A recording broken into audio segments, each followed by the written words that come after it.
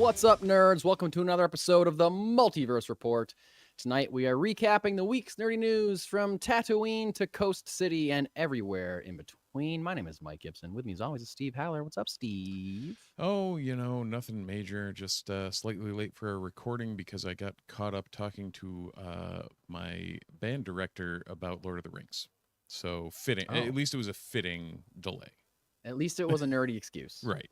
At least it was a nerd excuse. It's not like you were watching sports or anything. No, that's why we're recording doing on this Monday. Yeah. Unfortunately, the Buffalo Bills did not make the Super Bowl, but whatever. Here we are recording the Multiverse Report. So we postponed a whole podcast for them to lose. Didn't even make the Super Bowl. I know. It's a shame. Bunch of jerks over there in Buffalo. Yeah, it just means we might end up being able to record on Super Bowl Sunday because I won't be completely vested.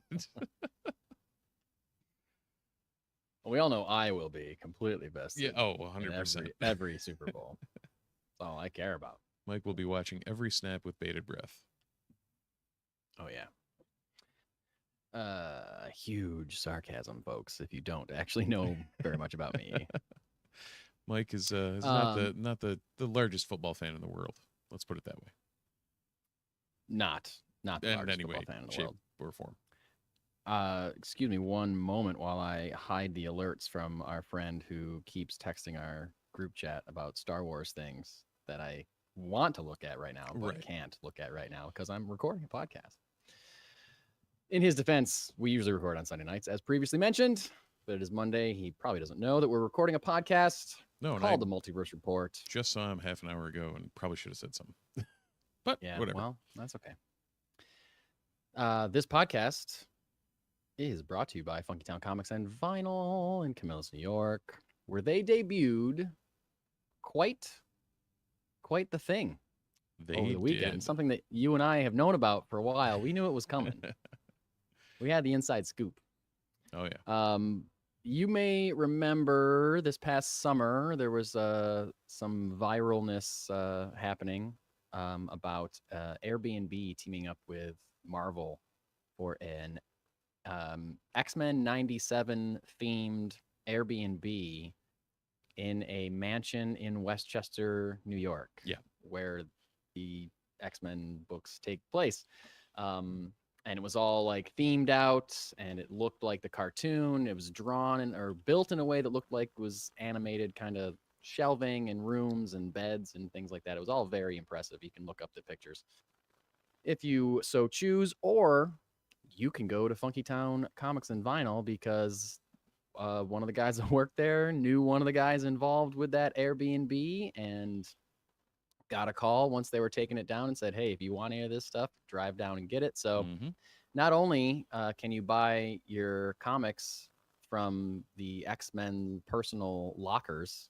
Yeah, literally, if you want a graphic novel from Funky Town Comics and Vinyl, you are going to get it out of Cyclops' locker or Jean's locker, or like there's 4 of the lockers from the X Mansion that are now full with graphic novels. Yeah. Or you can see the bigger item, the bigger ticket item, which is I believe I don't know if this is permanent, but what else they're going to do with it? For a while at least, there's a giant destroyed Sentinel head outside of Funky Town Comics and Vinyl. Just sitting on Scott Street in Camillus, New York. There is a giant head of a Sentinel that's probably close to life size. I would think so. I would think that if Sentinels were real, this would be about the size of their head. Yeah, it's like 2-scale version of a Sentinel head. Which is insane. Just sitting in a snowy parking lot in Camillus, New York. It looks dope. You can check it out on their Instagram page if you want. You should go follow them also, by the way. Check it out. If you're in the area, you should definitely make a pilgrimage to go see it. I was unable to, so I hope it's still there later this week when I plan to stop in, get my pull list. Yeah, and if you do check out those graphic novels, they were sorted into alphabetical order by a true professional. I believe that would be Mr. Brian Rowlands in the chat. Oh, wow. Thank you for your service, Brian. Really appreciate it. And that goes your service at Funky Town, but also here in our chat at the same time. Yeah. We and also in our appreciate local you, library system, because, of course, support your local libraries, everyone. I know I was at ours yesterday, so. Oh, humble brag. Went to a library. Fancy pants howler over there. So we got a couple stories for you tonight. Some kind of big stuff. Not a ton of stuff, but a couple big things. Also got some Oscar nominations. Not too much to talk about because there wasn't too many nerdy things nominated, but one nerdy thing got nominated quite a bit. Yeah. So we're going to touch but on not that. For something I would have expected them to get nominated for. Same. And we'll talk about it when we get there. But first, we are blasting off to a galaxy far, far away. Some pretty big news. And news that can have minds going in one or two directions based on, I guess, how you feel about this project in general. Can I be vaguer? No, I think that's about as vague as you literally could about be. As vague as I can get. Well, Steve, about 2 years ago, they announced a movie called, well, they didn't title it. We've just all been calling it New Jedi Order, despite that probably not being the name of it. Well, it falls into the same guise that a lot of things do, where we just fall back on the Legends version of it.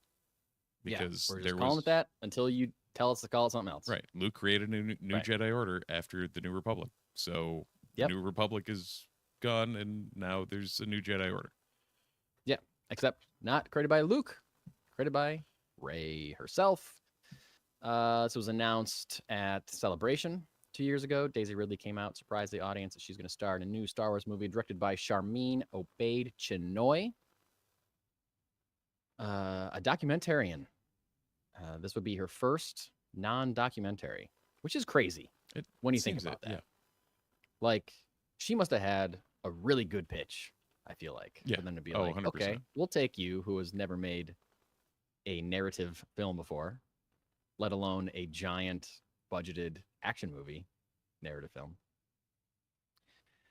There's been starts and stops with this movie. First was a draft of the script was being written by Damon Lindelof and Justin Britt Gibson.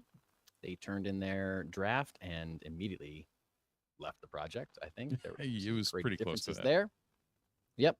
And then for the last year or year and a half or so, this guy named Stephen Knight from Boardwalk Empire fame was working on it. And now New Jedi Order has a new writer. THR has reported this week that George Nolfi, who has written Ocean's 12 and The Bourne Ultimatum and a bunch of other stuff, will be writing the new Jedi Order film. As we said, Nolfi is the third writer to take a swing at this script.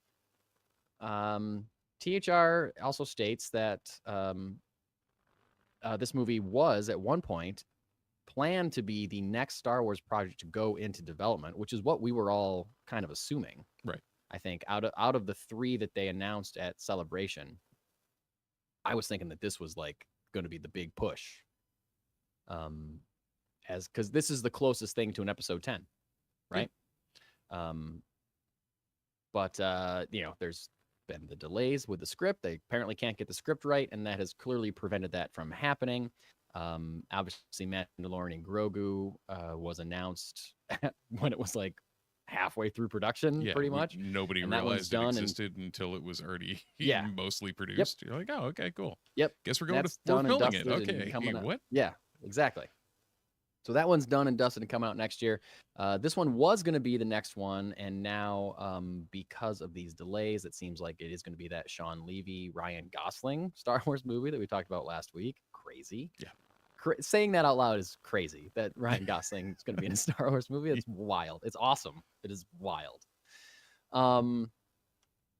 However, THR also points out that hiring a new writer for this project does show a continued faith in the film and in the concept for the film that Lucasfilm has. Obviously, the story pitch, the concept alone was enough to get Daisy Ridley on board. She hasn't been able to say much about this movie, obviously, because it's in such early stages. But the one thing she has said in interviews over and over again is if it wasn't a good idea, if the story wasn't good, then I wouldn't have come back. I'm coming back because I think this is a really good continuation of the universe and of my story and of Star Wars story. So I can see that. I can see how if they were abandoning this project, why would they hire another writer, right? Yeah. They're like, no, we're going to No, get another 100%. writer because we want to move forward. We want to do another Rey thing. We want to move forward with this. We want it to be a thing. Right, and you've got Obaid Chinoy on to direct, which we talked about. No experience with this, but she won 7 Emmys for her director for her documentary stuff. Like, she's an accomplished. Yeah, I didn't mean to. Yeah, she director, knows what she's doing, but she's like, never just just never never made a Star done Wars a movie narrative before. movie. So, well, mainstream narrative movie. Yeah. So yeah, it's I think I'm happy they're moving forward with it. I'm happy they're not settling on a half-ass script. Me too. How many things have we seen get written, rewritten, whatever, and did actually turn out better? Or look at Rogue One. Certainly possible. Exactly. Yeah. Look at Rogue One. Great example. I mean, there is a way to spin this where, like, the movie's in a disaster. They're hiring their third writer. What is this, Blade? Like that kind of thing. I think the stability of still having Daisy Ridley attached, still having the director attached, prevents that from feeling like this. Now, of course, there's going to be a bunch of chuds on the internet that try to spin it that way and will immediately think that way because they just want every new Star Wars thing to fail. That's undeniable. Yeah. We're going to have to deal with that. There's also a number of people like Richard in the chat who just in general don't seem to be fans of the direction it's going. But he notes that this isn't giving him any confidence in the film, which I get. Like there's multiple different ways you can look at it. There's a bunch of different there's a lot of things that have gone into getting this to where it is. I know you and I both very much enjoy the character of Rey and where this could have gone and where we hope it could go. Yeah. Sure. What they did in the sequel trilogy, I don't think either of us are huge fans of, but we are both fans of the character of Rey. I think, in my personal opinion, I love Rey in the first 2 movies. I think Rise of Skywalker really fumbled the ball with Rey. Just Rey? No, not just Rey, but that's who we're talking about. Right. I think her story through Force Awakens and Last Jedi is great. I love it. And Rise of Skywalker, sorry to make such a controversial statement about Rise of Skywalker not being a great movie. Weird. Don't want to offend anybody out there. Are there fans of Rise of Skywalker? Yeah, there definitely are. I'm sure there are some. Of course there are. There's dozens of them. Well, there's also kids that saw it when they were 9. Also true. And think it's the best, and won't ever see it as a bad movie. Like, 100%. Certain people don't see the prequels as having any flaws, and me personally can't see Return of the Jedi being a bad movie, although apparently a lot of people think it is. I mean, there are definitely flaws to Return of the Jedi. Like, I'll admit I get it. I can admit that too, and I can kind of see them, and I understand the points, but man, I can't see it. That's like our that. trilogy. I just can't see it like that. Anyway, I not to disagree with champion of the chat, Richard Westfall, but I feel this gives me more faith in this project or more hope for this project because, like what you said, they're not settling. If they were, if this was Rise of Skywalker, my biggest thing with Rise of Skywalker is that it felt like it was a first draft and there was no iteration and there was no, well, hold on, let's do a second take or let's, figure this out. Like, yeah, you want Star Wars to move faster because you want more Star Wars. Yeah. But if Damon Lindelof and Justin Britt Gibson's script sucked or wasn't what they wanted, you tell me Damon Lindelof has always hits a home run every time out? No. Sometimes he does, but I think his record is clearly mixed. If we're playing baseball, he's got a great batting average, but sure. I'm with you. Yeah. And and I'm not, I never watched Boardwalk Empire, so I don't know much about Stephen Knight, but Boardwalk Empire is radically different than Star Wars. So like, this shows me that this is Lucasfilm or Disney or whoever's making this call taking their time to make a movie that they think is worth making and not just slapping a bunch of shit together and calling it episode 9 Rise of Skywalker and putting it out there. So like I said earlier, I think it's because the rest of the creative team seems to be intact. Like, clearly the director has a vision for what they want. Lucasfilm has a vision for what they want. These scripts just haven't really been up to snuff so far. Yeah. So yeah, take your time. Do something that's going to match what you want to see on screen, other than matching what your boss says needs to happen by a certain date. Yeah. You know? Speaking of weird dates and deadlines, Obaid Chinoy did direct 2 episodes of Ms. Marvel, episodes 4 and 5. Oh, that's right. I forgot that. Yeah, I completely forgot that. So that's right. And those were, I feel like 6 is the only episode of Ms. Marvel I had any problems with. So that she wasn't the director for that. I think it was just my problem with 6 was that they shoved too much into it. And it just tried to tie up all the things way too quick. I feel like I remember that being the case. I don't remember. I remember liking that show, but I don't remember like episode by episode kind of stuff. The only thing I remember is that the end just felt way too rushed, and that everything else seemed like it was paced quite well. Yeah, that happens sometimes with those 6-episode Marvel shows. It's either like, and the Star Wars shows too, it's either like this should have been a 2-hour movie, or it should have been a 10-episode series. Yeah.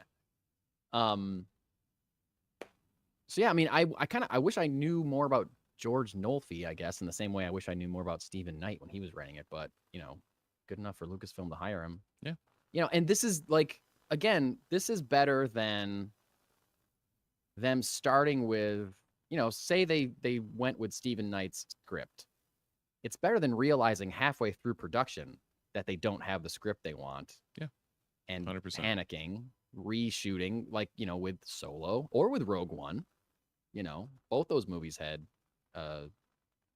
drama behind the scenes during production. I think they desperately want to avoid that. They want productions that run, Last Jedi, all the talk about Last Jedi was the smoothest production ever. It was like on time. There was no like behind the scenes problems. It was like, easy.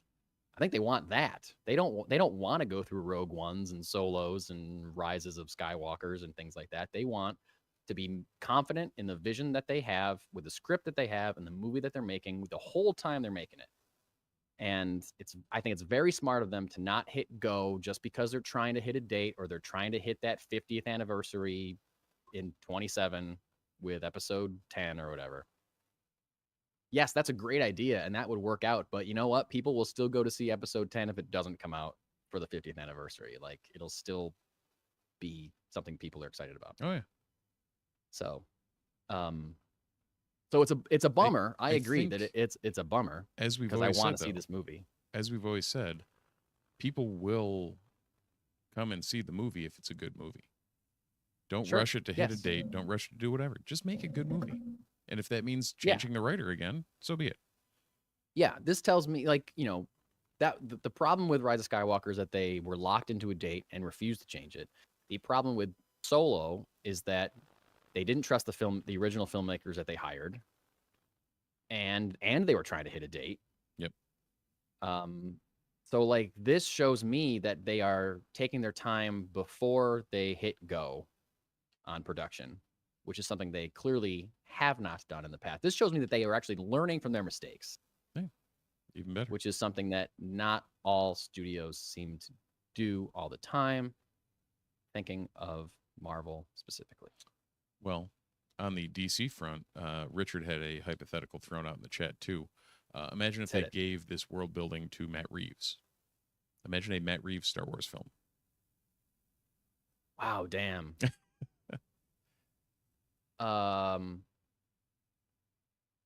That'd be great. Matt Reeves man, it would take 10 years for him to make it, 100%. as we're learning from the Batman movies. But because when you first said that, I immediately thought of the look of the Batman, and I was like, I think it would be good because he's a great visual director. But then when I remembered, oh yeah, he also did those Planet of the Apes movies that fucking rule. Like, oh, it would be incredible. It would be incredible Oh yeah. because it would look like that. It would be like one of his Planet of the Apes movies, but Yep. in space and in Star Wars.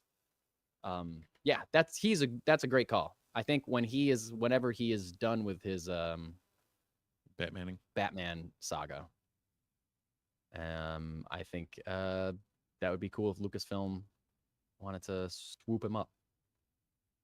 But I don't know. Who knows? I feel like Warner Brothers is going to try to keep him in their camp for as long as they can, regardless of whether or not he ends up getting to make his third Batman movie or if his ideas get swept up into the DCU. They're going to want him to. They're going to want him to make something. Yes, they'll want him to stick around. Like, yeah, I know we said you could make 3 Batman movies, but Robert Pattinson's going to join our big universe now, and why don't you do this instead? Do you want to make a Swamp Thing movie? Do you want to make a Zatanna movie? Other note, I did not realize Matt Reeves has a killer mustache. He really does. He's got that Commissioner Gordon push broom going. Oh, 100%. Himself. Oh, yeah. Killer stash, that guy. Well, Steve, there's a second. I know we don't like to talk about rumors, and I read a good amount of rumors this week that would be cool if they are officially announced, and when they are officially announced, we'll talk about them. But the one rumor that I did put on our rundown, I put on just for you, my guy, and I put it under the title of Rumor That Will Make Steve Happy. I read a rumor this week that Patty Jenkins' Rogue Squadron, Steve, is very possibly back in production, looking to Chris Pine to star in Rogue Squadron. Okay. Now, that makes here's the thing. Chris Pine is great, very handsome, very charming, very good actor. Watch him do anything. Very specific actor. You think so? I feel like I don't want to be the guy that says Chris Pine doesn't have a ton of range, but I always feel like he either gets typecast into a certain role, which he plays well, or like I've only seen him in things with a certain amount of range, and it's not a bad thing, but it's like like he's that guy, you know. You cast Jeff Goldblum and you get Jeff Goldblum. Right. It's not Chris Pine's not to that extent, but like you're going to get a smarmy, witty, you know, headstrong character. Yeah. Good point. Now this rumor is believable. Yeah. But it's also very sometimes when a rumor is like this believable, it makes me think that it's false just because anyone could make up this rumor and people would believe it. Because Patty Jenkins has worked with Chris Pine twice in the Wonder Woman movies. Mm-hmm. They clearly get along. They clearly enjoy working together. And he would be a good fit for a fighter pilot. Right. Smarmy and headstrong is a perfect fighter pilot. Exactly. So nothing about this screams impossible. But it's almost like too easy. So I like it's obviously a rumor, so it's grain of salt kind of stuff. But Steve, I thought you might be happy to hear some rumbling of rumor of Rogue Squadron coming back to life. Just to hear, you know, I still would have loved it. I mean, hell, at this point, we don't know if it's any different, but I still would love if they went back to, you know, the Legends Rogue Squadron in the sense that they went to Rogue Squadron in between some of the movies. Like I am a staunch, you've heard me numerous times of don't make any more movies in that era. That classic Rogue Squadron, like T-65s fighting against TIE fighters in that like classic Galactic Empire era. That I would lift my ban on that era for 100%. So you don't want any more movies set within the time of the original trilogy? I feel like they keep trying to flesh out things that at this point, like, let it breathe, give it a break. Steve, I will challenge you and say that there has not been a movie set within the time frame of the original trilogy besides the original trilogy. Let me rephrase that. There's been a lot of things that have fleshed out that time period. Certainly comics. Yes. Specifically. Yeah. I just announced that they're doing a comic series that now they're switching the comic series to now take place after Return of the Jedi. Did you read that? No, but I would actually pick that up. Yeah. Like, 'Cause I it's dropped been the between mainline Star Wars for although even like right now, Sewell's writing it, which I should pick up Yeah. and read at some point. But like, I wasn't gonna pull another. I wasn't gonna pull this main Star Wars line. Like, I made that mistake dozens of years ago of like, holy shit, there's a lot of comics. a lot. Yeah. So A lot yeah, going on. like if they go past Return of the Jedi, cool. Like, I want to see how they rebuild into the New Republic and all that stuff. That'd be really interesting to me. One thing that I didn't like about that announcement is that I just really would love them to make an animated series in the style of Rebels or Bad Batch or Clone Wars that stars Luke, Han, and Leia. Yeah. Like, I would love that so much. And it's crazy that they haven't done that.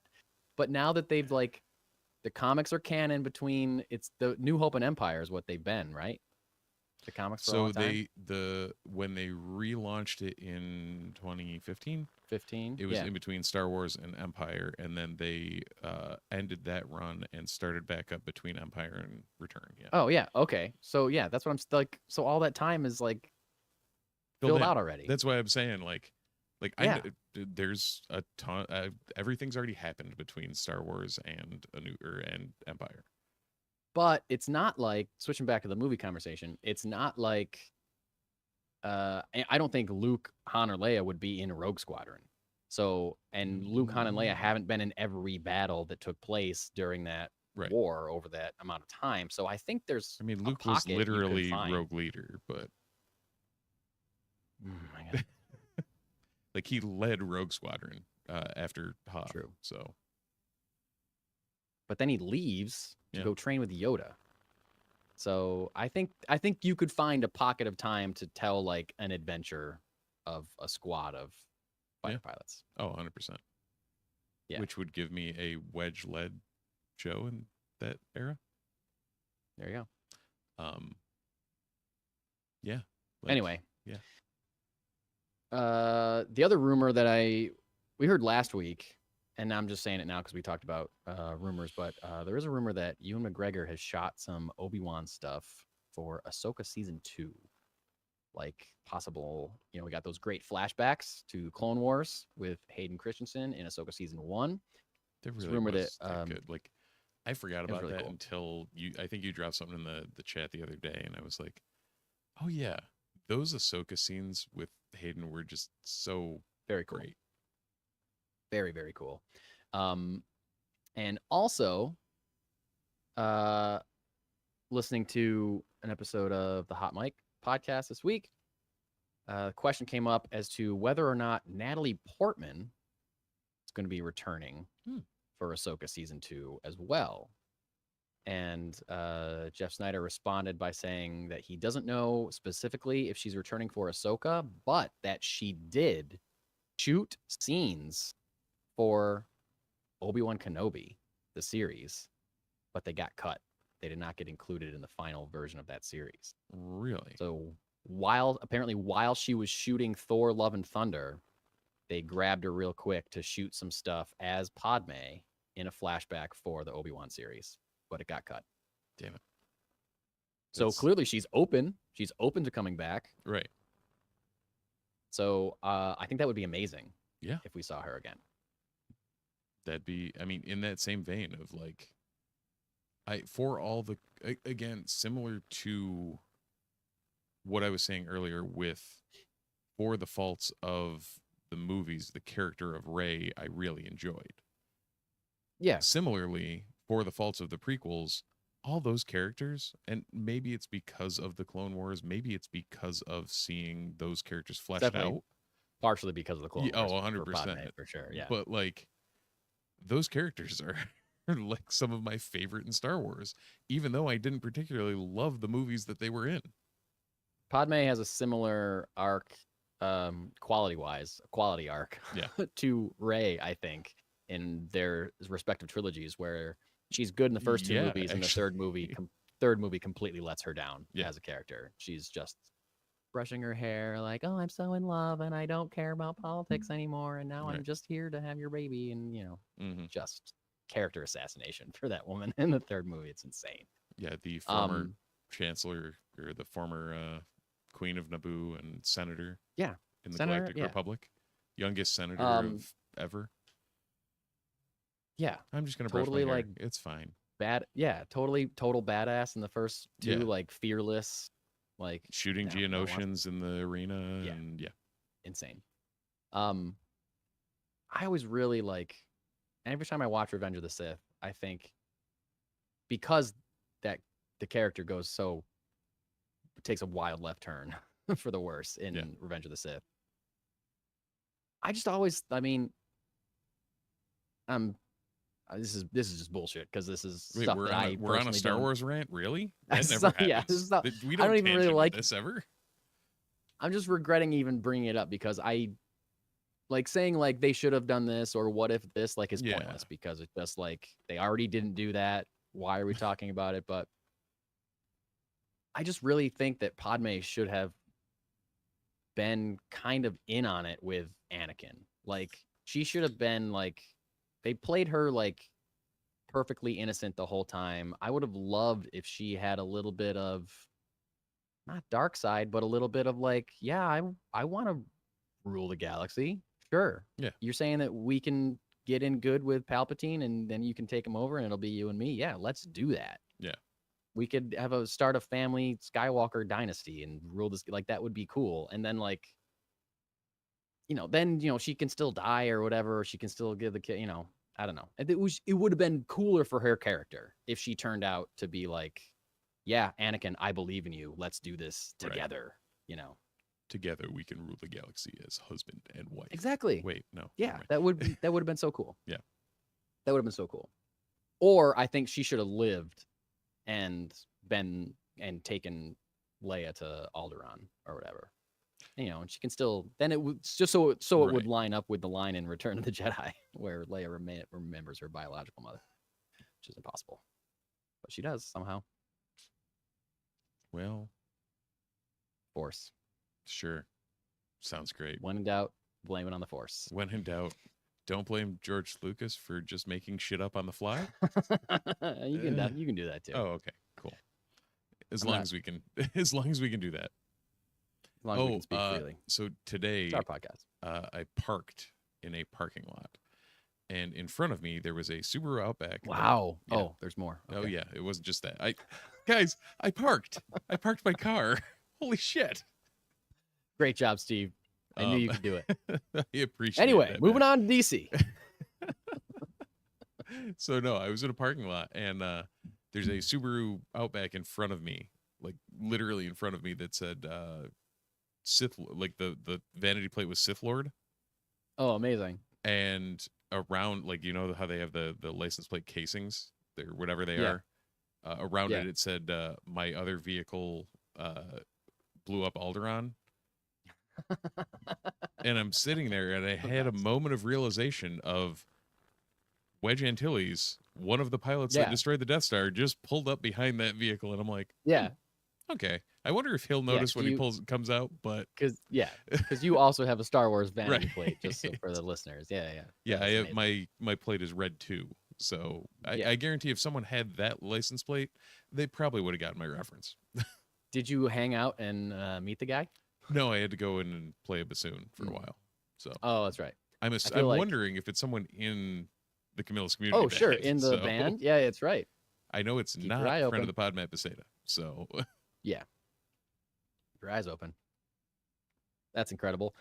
Got some DC stuff for you tonight. This is a big deal. Very excited about this. We all know that they're making a little show for HBO called Lanterns. It's going to star one Hal Jordan and one Jon Stewart solving a mystery. Who else got cast this week? A guy named Ulrich Thompson has been cast as Sinestro in the upcoming HBO series Lanterns. This is Sinestro, people. Green Lantern's arch nemesis, a former Green Lantern who was dishonorably discharged from the Lantern Corps for abusing his power. I'm glad you said that because I was literally going to ask who's Sinestro. Oh, no way, really? He's a big deal, man. Oh, no, I had heard the name, and I knew he was a main DC character, but I had no idea any backstory or anything. Yeah, he's like a Legion of Doomer. Okay. He's just, if you think like Green Lantern villain, you're thinking of Sinestro is probably the first one that pops into your head.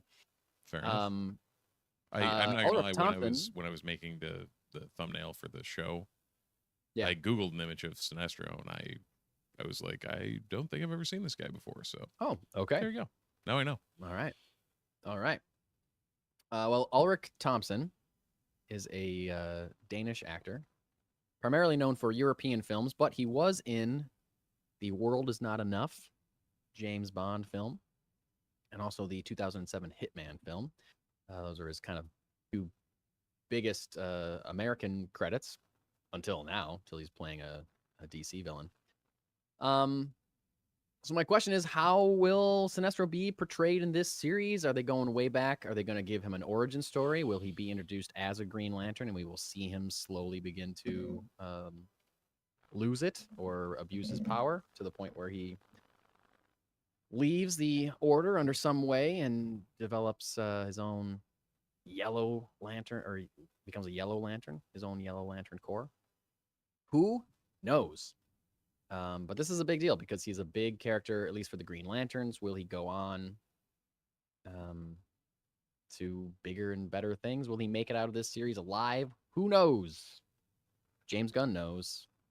He's probably at this point. Handful of other people working on the show. Who wrote this? Tom King and Damon Lindelof again. Damon Lindelof back.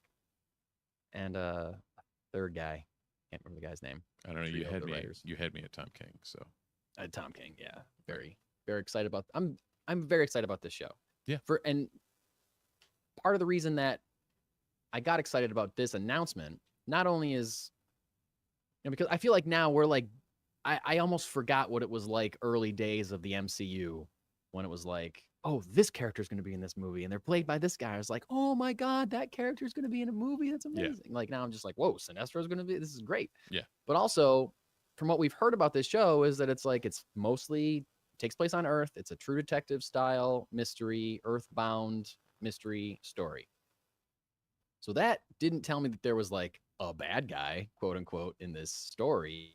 Right. It just told me that it was like they're gonna investigate a mystery, and right, like all mysteries, maybe could be anybody. Maybe you know who the bad guy is the whole time, and they have to figure it out, or maybe whatever. But casting like a heavy hitting villain really got me excited, more excited for this show, even though I already was in the bag for it. And again, we don't know how he's going to be portrayed. He could just be a Green Lantern, right? With dropping little breadcrumbs for his, or something else. Maybe he could be in this show for 30 seconds. Yeah. He might not even be a main character. We don't know, but he's playing right. Sinestro. Assumedly, will go on to appear in the films as well. Yeah, they could just be dropping him as a cameo in this, or not a small bit part in order to set him up for something bigger. Yep. Yep. Richard, again, Richard in the chat dropped a question that I would like to get your opinion on, because I know my take on it for some of these characters, and it probably would have been a different state for Marvel characters. Do we even need origin stories anymore? Most people are familiar with these characters. I almost feel like it's a level of character, because Superman, no. I think it is dependent on the character.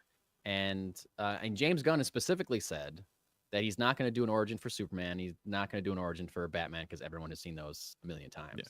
But I think I remember him saying that he would like to do something about Wonder Woman's origin, because that is, there's a few different versions of that, and it's not like as just everyone knows it off the top of their head. Have you read? It's not definitive. Sorry, what's that? Have you read Absolute Wonder Woman? No, I have not read Absolute Wonder Woman. God damn it! I would love a movie of that origin. Yeah, you're telling me it was great. It was great. Yeah. So no, I mean, I don't think. I don't think every character needs an origin, Richard, but I think it would be cool. They don't have to do this, but I think it would be cool if they decided to introduce Sinestro as a good guy.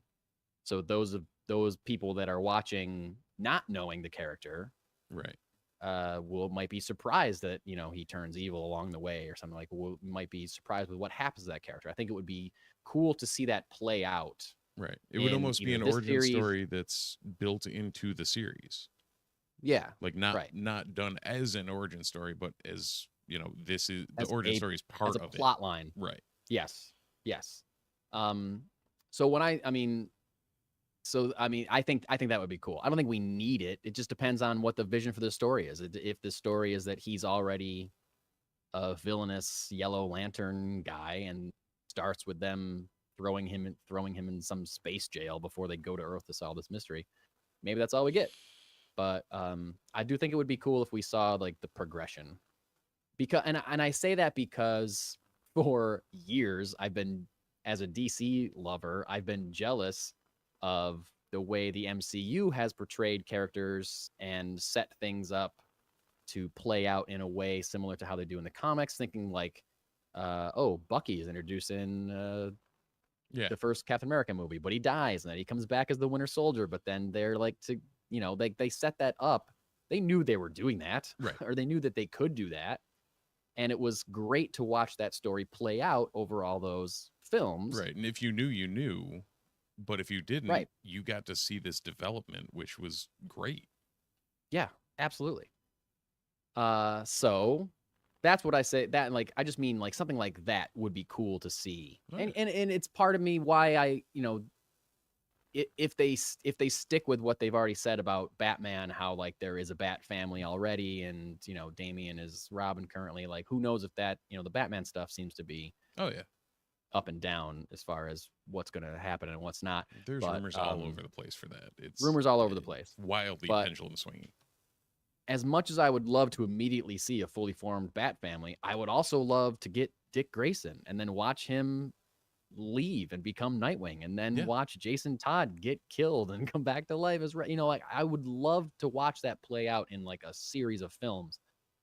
But that's a lot of characters, and I don't know if they have time to do that. They can't do that with every character. They have to pick the ones that are going to have the most impact. So I don't know. And then, maybe Sinestro is one, maybe he's not. We were talking about Brave and the Bold. Have they confirmed anything as far as which Robin it's going to be at all? Damian. They confirmed Damian. Okay. Yeah, we talked about that a couple weeks ago. Okay. Yep. Because that does, okay. We had this whole conversation that just went on in my head about 2 weeks ago. So if you want to listen to it, go back and do that. But my brain was talking about how, like, well, even if he didn't want, even if they didn't want to commit to, going through the Dick and Jason and the whole nine, if you, I was gonna say if you do Tim or Damian, then it leaves it up for maybe Dick and Jason show up later in their guise as Nightwing or Red Hood, and like keeps the options open, but still drives the Robin thing forward. Yeah. Well, they did announce that dynamic duo movie. Remember that animated semi puppet CGI puppet studio animated movie they announced called Dynamic Duo? That's supposed to be about Dick and Jason. So we're getting some other Robin stuff. Right. Not till like 2028 or whatever, because animation takes a long time. But so we're getting some stuff. But actually, I don't know. Anyways, Hollywood Comics in the chat made a they made it up out of thin air. They made it up. They made a great point that Sinestro will make a more powerful villain if we see his journey. Similar to what you're talking with Winter Soldier, where like his turn and his eventual redemption, which not going to happen with Sinestro from what you're saying, but whatnot, the something like that is going to allow us to, it's going to hit a lot harder. Yeah. If you get emotionally attached to him early on, then it is more tragic in movie 5 when Jon Stewart has to kill him, or whatever has to happen. The more time you spend with a character, you see that character change over time, the more attached you get. Absolutely. So yes, agree with that. For sure. A couple other quick DC things. We did get the first photo from the set of Supergirl Woman of Tomorrow, posted by James Gunn. It's just the back of Millie Alcock's head sitting in a chair that says Supergirl on it. Still exciting, but, not really getting anything. We also got a new Superman TV spot, basically a 30-second version of the trailer, some of the best shots, but a couple new shots. One really cool one of Nicholas Hoult as Lex Luthor getting off of a helicopter in some snowy place. That was new. Okay. I saw that and I'm like, that looks cool. And I can't tell if I wasn't surprised by it because I knew Nicholas Hoult was Lex Luthor or that I had seen it before and I couldn't wrap my head around that. Right. The other one being the shot at the end where he's flying and he flies through like some kind of snow tunnel and does like a flip, and as the camera flips, it flips in front of him too, and he's flying right towards the camera. Looks cool as hell. So cool. All right, here's one on this. We're gonna go tangent on this because my wife saw this randomly on the couch when we were watching the Bills game. So she's sitting there and she's like, "What's this for?" I'm like, "Okay, for one, like, what's this for?" Okay. This is obviously Superman. She's not entrenched. For anyone, like anybody new in the chat, my wife is definitively not in the nerd sphere. I'm flying solo in this household on that one. But she was like, "Huh, is this Superman versus Godzilla?" Because there was a shot of something that was like kaiju sized, like something he was fighting, breathing fire at him. Yeah, it looks She's awesome. like, is this Superman versus Godzilla? I'm like, oh boy. All right, here we go. You're like, no, but they did do a comic book series about that last year. I forgot about that. I feel like Godzilla's what they did Power Rangers, they did that, they did a bunch of stuff. Yeah, Godzilla really gets around. Yeah. It's kind of like Predator lately.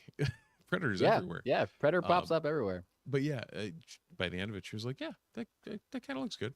I'm like, okay, yeah, that's all I needed. That's all I needed. Yep. Cool. Was there another DC thing? I thought there was one other. I don't know about DC, but earlier you said something about Earth that made me think about something. I don't know if you saw poster. No, did you see the trailer little clip of Alien Earth? I saw a super short, like 2-second clip a few months ago. Is there like a bigger teaser? Oh yeah, yesterday. No, yesterday they dropped a TV spot. I'm so excited. It was like a 15 or 20 minute TV spot. If you have a chance, 20 minute or 20 you second. said 20 minute. Okay. No. If you get a chance, 50 or 20 minute TV spot, that's an episode, my friends. Yeah, they started it. If you want to look it up, like I can vamp for a couple of seconds. No, it's okay. I'll wait. I'll wait. It's shot from the Xenomorph's perspective. Yo, I heard that. Yeah, I heard that they were gonna do stuff like that, which is very cool. So it's a quick hit. It's not gonna spoil anything, but it's literally the whole spot is from the Xenomorph's perspective, running through the ship, and then the ship basically him getting out before the ship explodes and ending up on Earth. Wow. And it's like, I don't know. It awesome. Felt great. Oh, what did I sent you awesome. What was I sent you a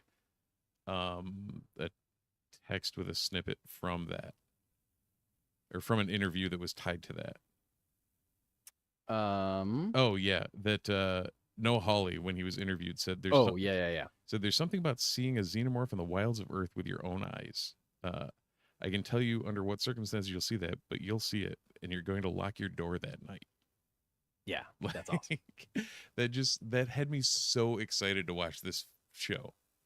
I know. I can't wait. They released a cool poster that was like, it's the alien's face going up to the dome with the head thing. Yep.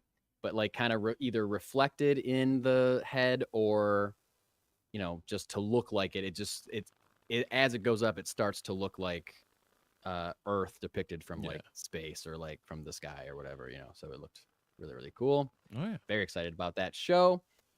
Speaking of, it wasn't a DC thing that I thought of, and this is also about a show that we're excited to see.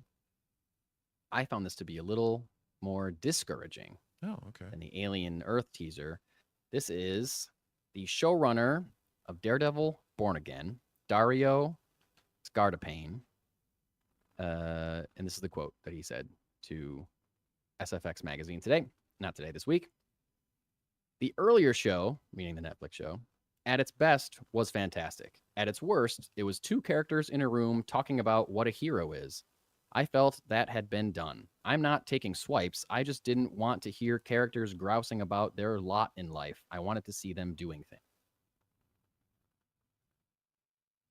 I really loved the parts of Daredevil where there was just people in a room talking about what a hero is and like debating and showing their relationship to each other. Right. Give me the and how they avocados care and about law. each other. Like, yeah.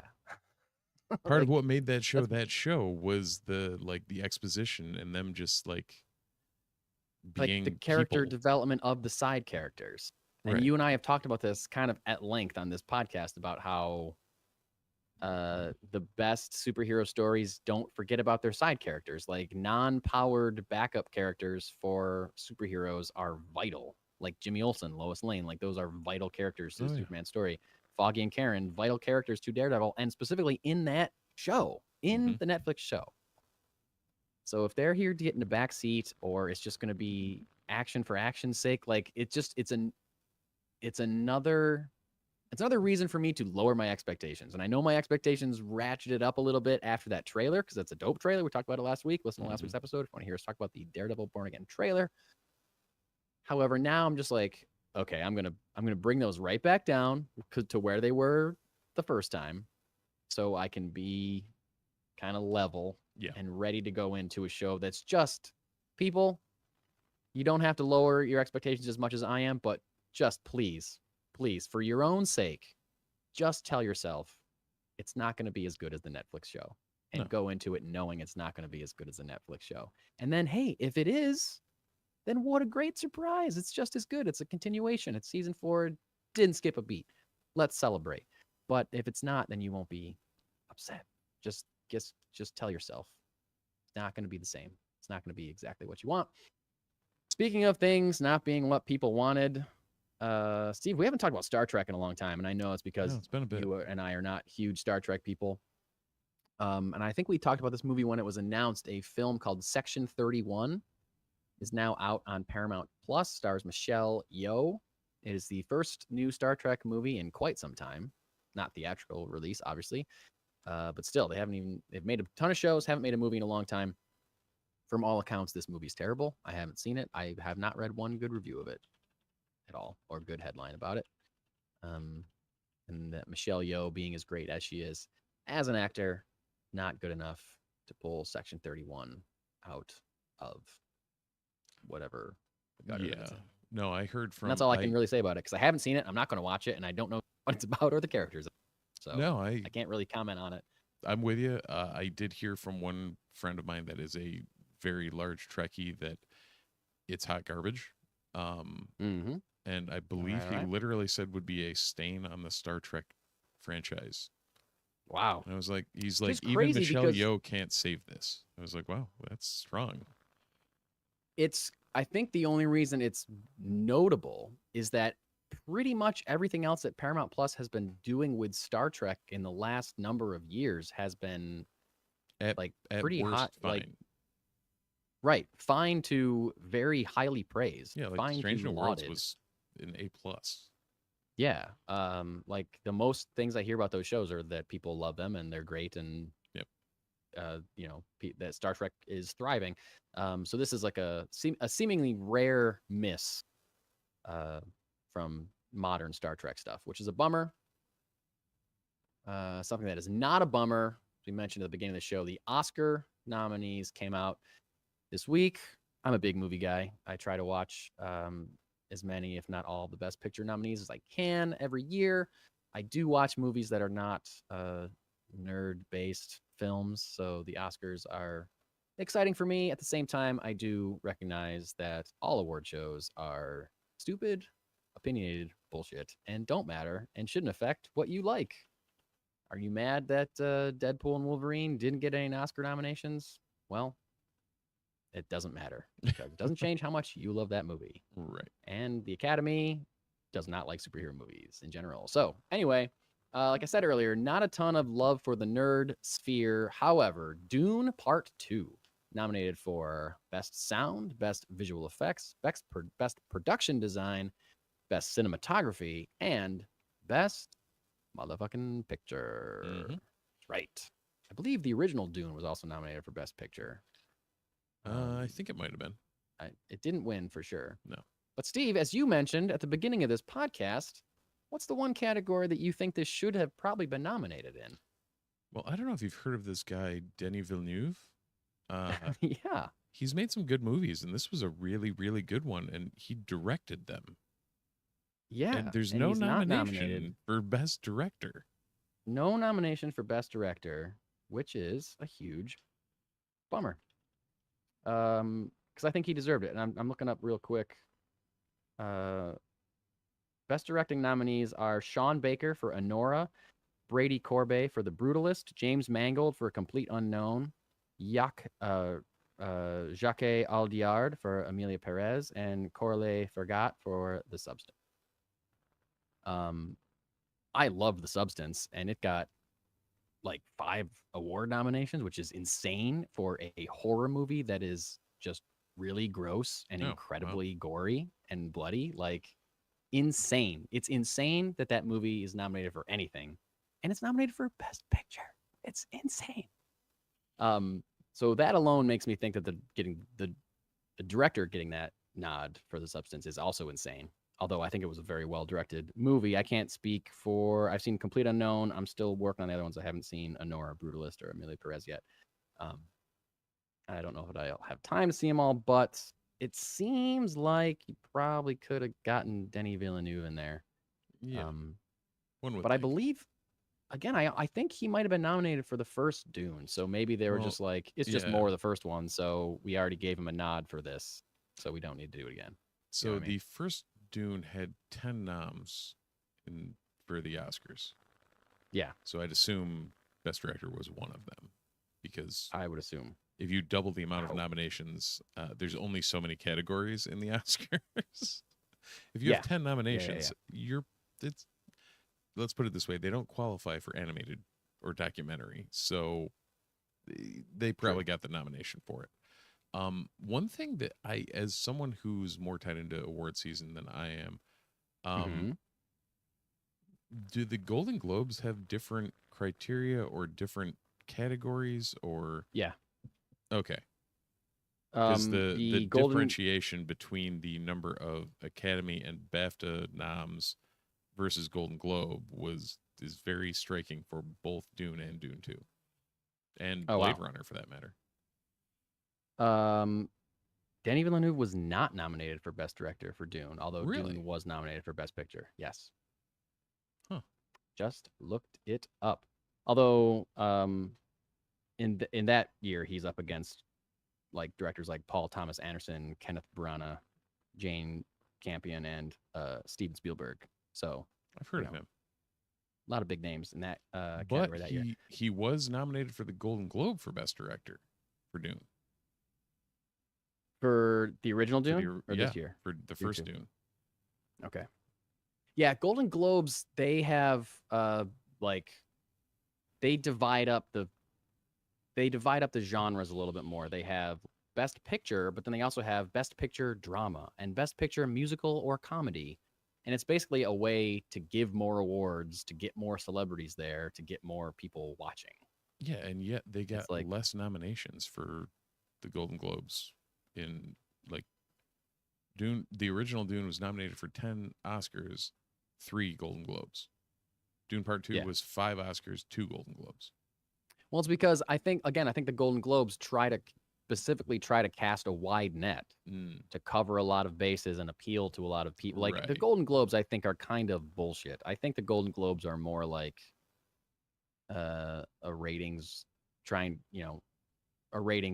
than it is actual meaningful awards. That's just how I read it, and industry people could tell you if that's right or not, or tell you why it's right or not. I don't know. But Oscars, a little bit more prestige there for sure. So, best of luck to Dune. Who knows? I feel like it definitely deserves something like the lower end awards, like production design, visual effects, sound. 100% could walk away with any of those. You get into something like cinematography or clearly best picture. Yeah. There's more of a stiff competition, I think, for those in general. Steve, I do not have a comic to review this week, but you do. What is it, my friend Steve? So, in things that will surprise you, can't wait. Jesse decided to give me the original Fantastic Four #1 in facsimile reprint. There are, I don't know, for anyone familiar or unfamiliar, Marvel and DC tend to put out a bunch of facsimiles of major issues over the years if there's a milestone or an anniversary or whatever. So they recently put out a another rip at the Fantastic Four #1 with the hype to be soon surrounding the first family of Marvel, which is still up for grabs. We'll see. Yeah.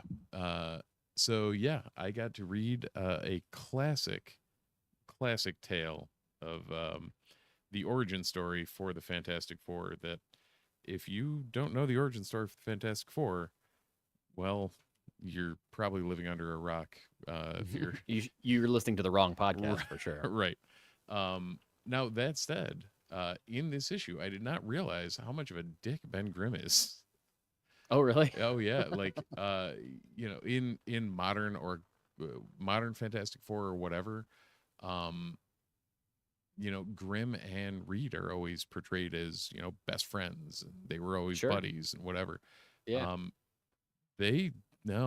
Straight up, like, wow, Grimm was a dick. And, okay. Sue Storm named him the Thing and whatnot. And it's, there's a lot going on. Wow. All right. But the standard Lee and Kirby combo. Yeah. And classic Kirby stuff. Oh, 100% classic Kirby stuff. I'm trying to find if you'd like to see some classic Kirby stuff. Oh, there it is. Oh yeah. Kirby Crackle. So that's awesome. They took on in their first go at it, they took on the Mole Man. Yep. Who over the years has always been a strong adversary of the Four. All in all, it is exactly what you expect out of a comic that was published in 1961. It was cool to read. Like, I had never read it. Keep talking about it for 10 seconds. I'll be right back. I'm going to go get something that has to do with this. Yeah, all good.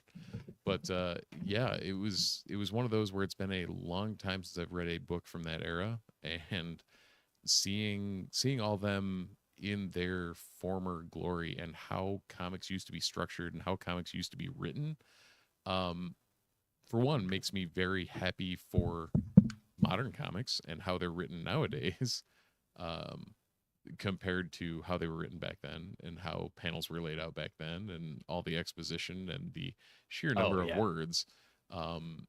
It's art telling the story. Art telling the story back then was definitively not a thing. Well, that's not how they even wrote them. Right. Like the Marvel method was like Stan Lee would tell Jack Kirby or Steve Ditko or whoever, like, this is the story for issue 2.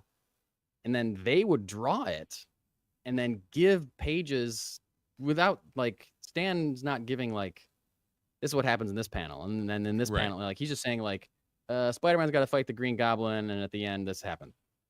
And so Ditko just, like, writes that out or draws that out, gives them back to Stan. And then Stan looks at it. And then based on what's there, figures out the dialogue and everything.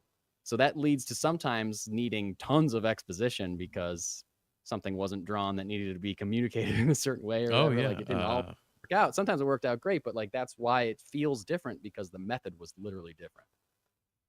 Yeah, I mean, you've got, at various points, you've got Ben Grimm just fighting giant things, and Dope. That was awesome. that's awesome. But then the sheer volume of words to describe what was going on, that's to a put lot. it into the context of what was happening in the story was like, oh, okay. Mole Man's whole backstory. Um, there's like a full page panel of Mole Man's backstory that's all just in the top, like the whatever he's saying, or thinking, standard title blocks at the top thing. It's like right. It's mind-boggling. Well, Steve, what I ran to get really quickly was a Christmas present that I was given a few years ago. Oh, First there Fantastic Four omnibus. That's awesome. Volume 1. I think it's got the first like 25 issues of the Lee and Kirby. I have read one issue. I think Nice. I read half the first issue, and then I put it down and have not picked it back up. And I've been thinking about it a lot lately. Like every time we talk about Fantastic Four, the movie on this podcast, I get off the line with you, and I'm like, I gotta read that before that movie comes out. You should pick that up. So, it's heavy, but I am picking it up. I'm holding it in my hand right now. So this is my task before late July. I was gonna say you've got half a year. Figure it out. Half a year. I can do it. There was a while there where I was working on a comic of my own, and in order to get villainous dialogue writing, I was issue of the original Lee Ditko Spider-Man run like every morning. I was just like, that was my part of my writing ritual was to read an early Spider-Man story and then go work on my book for the day. And it was great. It was like exactly kind of like I needed, like, fist shaking villainous mustache dialogue like that. Yeah, exactly. So it was perfect inspiration for that kind of stuff. Well, cool. Speaking of comics, this week at your local comic book store, you may find the following books. Book of Cutter, #1, an expansion of the Something is Killing the Children universe over at Boom Studios. Book of Cutter, #1. Creep Show, #3. I believe that this is the DC Valentine's Day anthology special. Great pun name. DC's Lex and the City. Deadpool 10, Dick Tracy #7, Green Lantern #19, Ice Cream Man #43, Moon Knight, Fists of Khonshu #4, Psylocke #3, Red Sonja #18, Sabretooth, The Dead Don't Talk. Didn't write the issue down. Scarlet Witch #8, Silverhawks #1, Spider-Boy 15, Star Trek Defiant 23, Star Wars A New Legacy #1, Star Wars Ewoks #4, Storm Life Dream #1, Superman Lex Luthor Special #1, Toxic Avenger 4, Ultimate Spider-Man 13, Uncanny X-Men 9, Wolverine Revenge 4, and Wonder Woman 17. Comic books. You're getting Ultimate Spider-Man still. Yep. Right? Yep. You're not getting Ultimate X-Men anymore. I'm not getting Ultimate X-Men. I am still pulling Uncanny. Oh, sorry. I read Uncanny and I said Ultimate, I believe. So you said the you right are still thing. Getting Uncanny. But yeah. Okay. All right. That's so are you doing what's that? And that's it on the list right now. Okay. So you're not doing Wolverine Revenge, you're not doing Psylocke, you're not doing Scarlet Witch or anything. Nope. Oh, remember we reviewed that first Scarlet Witch book and we thought it was great. Yeah. Steve Orlando doing a bang up job. Always. With my girl Scarlet Witch. Silverhawks #1. Did you ever play with Silverhawk toys when you were a kid or watch the Silverhawk TV show? It's funny because when I saw that, I was literally, as you said that, I was typing that to remember what the hell that was. So I was like, that sounds familiar, but I can't quite place it. I remember the toys more than I remember the show. I'm pretty sure it was like on the tail end of that, let's create a TV show around a toy line kind of style of things that they were doing with He-Man and Ninja Turtles and this kind of thing. I remember the toys. They were just shiny characters with their helmet things had little like kind of aerodynamic points in the back of them, and they could fly really fast through space. And the toys, you'd like squeeze their legs, and their arms would pop up with like a cape underneath their arms. But they were very brittle and they broke very easily. Those are my memories of the Silverhawks and their toys. I don't remember their names. I don't remember why they did all that fast flying, but they sure were flying fast. And they now have a comic book. And they got a comic book. I'd assume a new one, because they probably had an old one. I have no idea if they had an old one. You know, this is just continuing dredging up old nostalgia, quirky nostalgia things to see who bites at it, I feel like. Very true. I'm not sure Silverhawks is going to stick around as long as the Transformers series that's so great right now, or whatever, Speaking of things I'm probably going to jump at, though, is Book of Cutter. Yeah? Going back? As a number one, I'll probably grab it just to see. Yeah. That's true. I got House of Slaughter, too. I didn't pick that up, but I got the number one. I missed House of Slaughter. I bought the first trade, and then I didn't go back for the rest. Yeah. I thought it was one of those where I'm like, this is good. It's not as good as Something's Killed the Children. So. Right. That's what I heard, too. Yeah, I'm sure it's good. Yeah. Cool world. I really should figure out the last issue of Something is Killing the Children that I read, and then figure out what trade I need to buy in order to finish that story. Yeah. Because it really is that good. The story is that I just missed an issue because I was transitioning between comic book stores. Yeah. So maybe I can find them in back issue somewhere. Well, it was the only reason because I have the entire run. I think up until something. Yeah, I think the only reason I stopped was when Jesse was having trouble getting Boom. Right. Yeah. Like that was it. I was like, oh, okay. Well, okay. I'll pick it up sometime. Sometime turned into never. Nope. But I think with that, and it being 20 after 11, we don't have a TV show to talk about. So I think that's all I got. Is that all you got, Steve? Next week, we may have your friendly neighborhood Spider-Man. Oh, well, here's something about next week. I won't be in the country.